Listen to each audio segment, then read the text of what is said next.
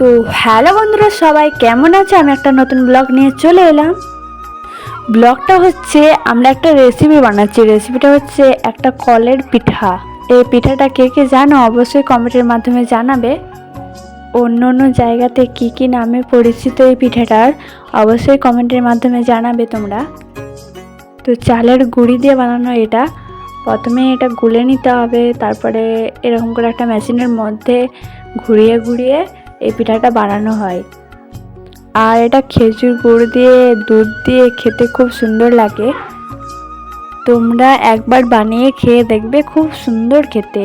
কি করে বানাতে হবে তোমরা আমার সাথে কমেন্টের মাধ্যমে কথা বলবে, তো আমি পরের ব্লগে তোমাদেরকে বলে দেবো কিভাবে বানাতে হবে। আমার এই ভিডিওটা ভালো লাগলে তোমরা একটা লাইক কমেন্ট শেয়ার করে দেবে, সাথে সাথে আমার পাশেও থাকবে তোমরা। তোমাদেরকে নতুন নতুন রেসিপি আরও নতুন নতুন ব্লগ তোমাদেরকে আমি দেব। আমাকে তোমরা ফলো করবে, তোমাদেরকে আমি অনেক ভিডিও তোমাদেরকে দেখাবো। ভালো লাগলে একটা লাইক কমেন্ট শেয়ার করে দেবে, প্লিজ একটা লাইক করে দেবে।